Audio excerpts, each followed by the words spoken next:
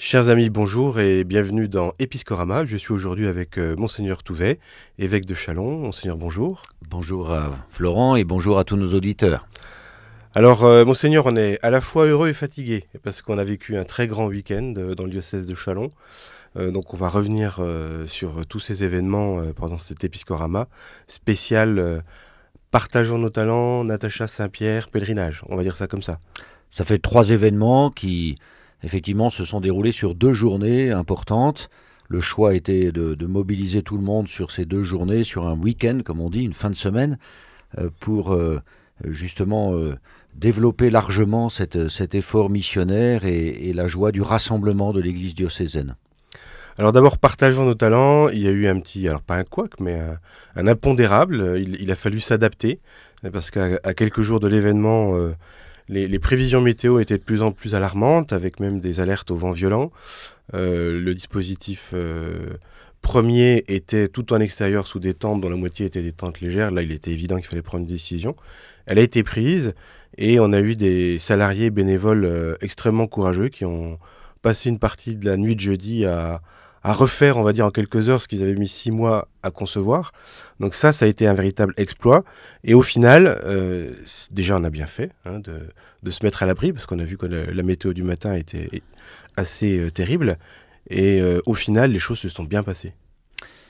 Bah écoutez, après l'avoir vécu moi-même, cette journée, et puis avoir entendu beaucoup de personnes me partageant leurs sentiments, leurs émotions et leur joie aussi. Je crois qu'effectivement, ce projet qui a mûri pendant des mois, que toute une équipe a pu mettre au point de façon avec beaucoup de persévérance, de courage, en essayant de favoriser une participation la plus large possible à travers le diocèse. Il y a toujours des récalcitrants, mais c'est comme ça. En tout cas, cette journée a permis à une belle foule de se rassembler, malgré effectivement ce changement de lieu dû à la météo. Mais j'ai remarqué en tout cas que les gens venaient de tous horizons, de toutes générations. Il y avait beaucoup d'enfants, beaucoup de jeunes, mais aussi leurs parents, des grands-parents. Il y avait des personnes de Châlons, mais aussi de tous les lieux du diocèse et même un petit peu d'au-delà. Des personnes de toutes origines, croyants ou non croyants, et le thème « Partageons nos talents » a été effectif, parce que nous avons vu dans les 35 ou 40 ateliers ou présentations qui étaient proposées, eh bien chacun s'essayait à tailler du verre pour faire un vitrail, à écrire des belles lettres, à danser, à faire de la musique. Donc il y avait toutes sortes d'activités proposées, et moi j'ai constaté, en y passant toute la journée, en participant moi-même à certaines activités, combien cela procure de la joie. Et c'était vraiment, dans mon idée, comme pasteur, dès le départ, c'était cela. Partageons nos talents pour vivre dans la joie un beau moment de fraternité.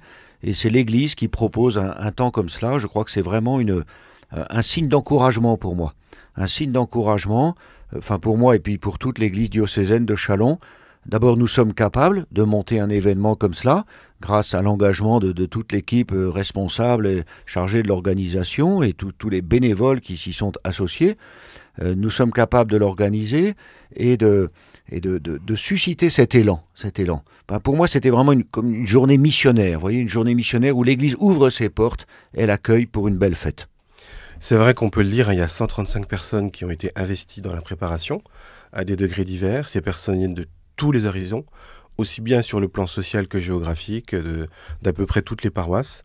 Il y a aussi des personnes plus ou moins proches de l'Église. Et puis alors, dans le public, quelle belle diversité. On se rendait compte, notamment au food truck, en allant chercher son burger.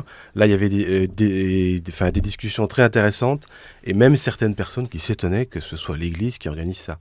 Donc on a vu des personnes de l'extérieur, ce dont on rêve toujours quand on fait un événement missionnaire, venir et s'approprier cette belle journée. Alors il y avait une autre dimension aussi, hein, notre église locale, elle fait aussi partie d'une église universelle, catholique, hein, enfin, cela veut dire universelle, et nous avions une délégation de l'église sœur, comme on dit, de Magdebourg, qui a été fondée par un Chalonnais, Saint-Hildebrand, et cette fois-ci, il ne s'agissait pas d'une délégation officielle,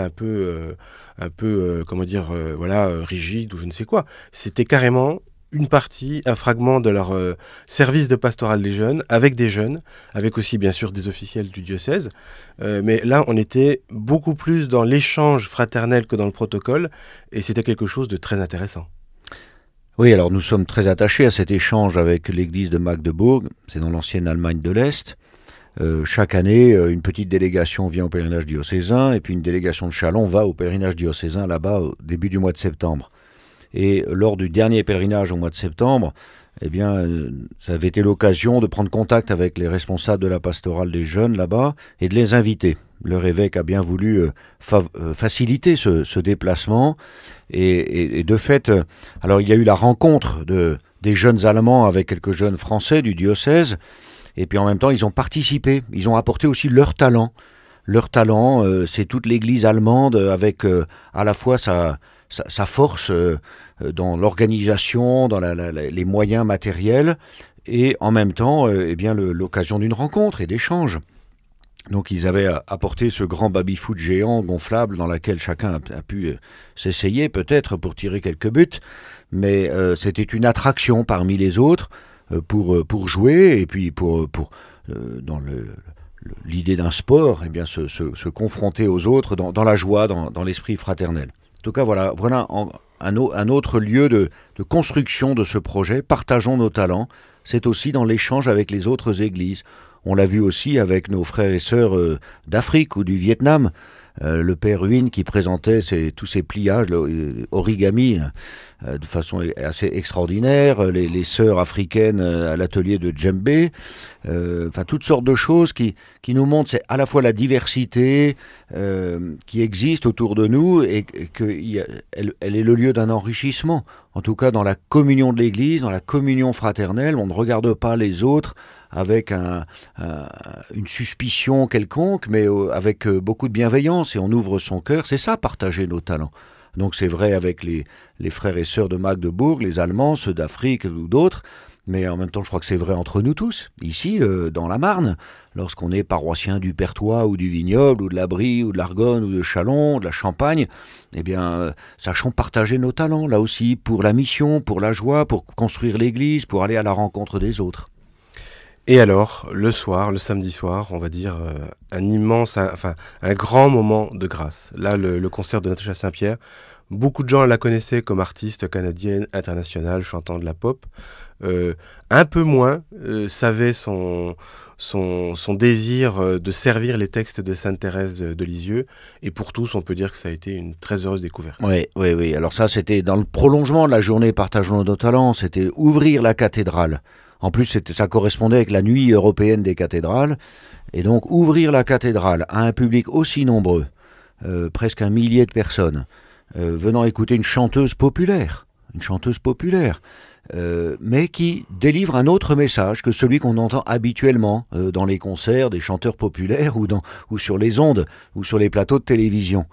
Eh bien, voilà une rencontre étonnante qui a beaucoup ému, qui a beaucoup bouleversé lorsque, à la fin du concert, elle-même invite tout le public à se lever, à se donner la main, et elle chante le Notre Père avec la cathédrale mise en lumière de façon magnifique. Je crois que personne ne peut rester indifférent à un tel moment. Après avoir entendu pendant plus d'1 heure les textes, les poèmes spirituels de Sainte Thérèse de l'Enfant Jésus, sur finalement le grand message, c'est le titre d'ailleurs de l'album de Natacha Saint-Pierre, « Aimer c'est tout donner, se donner soi-même ». Donc il y a vraiment un appel à développer ce trésor de la charité dans les choses les plus simples de la vie de tous les jours, les uns avec les autres, dans l'offrande de soi aussi. Et je crois que ce concert populaire est vraiment un événement marquant et le signe d'une église qui n'est pas frileuse, qui va à la rencontre de ce monde des artistes, qui les invite chez elle et qui ouvre les portes en grand pour que tout le monde puisse recevoir un message avec ses tripes, si vous voulez, dans l'émotion.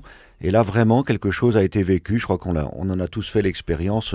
Et la joie et l'enthousiasme étaient vraiment présents. Et l'un des commentaires le plus souvent entendus à la sortie, c'est « il faudra recommencer ». Eh bien, on verra comment s'y prendre. Alors le lendemain, dans les 2 minutes qui nous restent, le désormais très connu, traditionnel, mais jamais le même finalement, pèlerinage vers Notre-Dame de l'Épine, simplifié, parce qu'il y avait la veille, donc on n'allait pas refaire des jeux, etc. Le dimanche. Il y avait, sur le plan de l'organisation, c'était déjà pas mal. Oui, mais toujours aussi beau. Voilà, toujours aussi beau. On a eu la grâce d'avoir le grand soleil pour le coup, ce qui ne gâche rien, bien sûr, à la fête. Mais effectivement, un programme simplifié, mais en même temps pas plus pauvre que ce que nous faisions habituellement. Là, j'ai été très très touché par le fait qu'il y avait une belle foule qui a fait la marche depuis Saint-Mémy le matin, les 8 kilomètres, avec beaucoup de jeunes ayant fait la marche. Certains groupes étaient amenés par leurs responsables de différents endroits du diocèse, des jeunes adolescents. Ah, ça, c'est vraiment très beau et je pense à développer. Et puis, nous nous sommes rassemblés à l'Épine. La marche aboutissait tout de suite dans la basilique. Et puis, en fin de matinée, le couronnement de la Vierge qui a pu être célébré donc par tous. Et puis, nous nous sommes rendus en procession dans la basilique. Vraiment, je crois, un beau moment central dans cette journée pour bien nous enraciner dans toute cette tradition du pèlerinage de l'Épine. Et puis, en même temps, ouvrir nos cœurs à tous les bienfaits de Dieu, en nous mettant aussi dans une démarche de prière très populaire, la prière du pèlerin au pied de la Vierge Marie. Puis bien sûr la messe qui a rassemblé une grande foule, plusieurs centaines de personnes, la basilique absolument comble, pleine comme un œuf, et avec aussi cette force de l'Eucharistie, bien sûr, de l'écoute de la parole de Dieu, puis de la communion fraternelle qui s'établit mystérieusement entre tous les membres de l'Église diocésaine et de nos invités. Voilà un beau temps de grâce, une belle journée de fête qui nous invite à persévérer dans cet effort de rassemblement, de communion, de fraternité et aussi de joie partagée et de portes ouvertes sur le monde pour accueillir et en même temps des portes ouvertes sur le monde pour aller dans le monde et proposer l'évangile. On en reparlera, ça sera à la fin du mois dans une mission d'évangélisation à l'Épine et Courtisol. Très bien, alors chers amis, si vous allez sur chalon.catholique.fr, le site web du diocèse, vous trouverez en bas de la page les raccourcis vers un certain nombre de sites web proposés justement par le diocèse, dont Église de Chalon, la revue diocésaine qui est devenue 100% numérique. Et sur Église de Chalon, dans la rubrique Info locale, il y a la compilation de toutes les pages Facebook connues des paroisses, mouvements, associations, médias dans le diocèse. Et vous verrez que ces jours-ci, c'est une très belle recension justement de ce week-end magnifique à l'Épine, avec des centaines de photos, des vidéos. Voilà, c'est un peu le témoignage de tous ceux qui l'ont vécu, et ça permet de se replonger dans cette ambiance, et puis peut-être de prendre des forces pour préparer la suite. Voilà, alors en route, et continuons avec joie et dans la foi. Monseigneur Touvet, merci beaucoup. Merci Florent, merci à tous. Et à tous, à très bientôt pour un nouvel épisode d'Episcorama.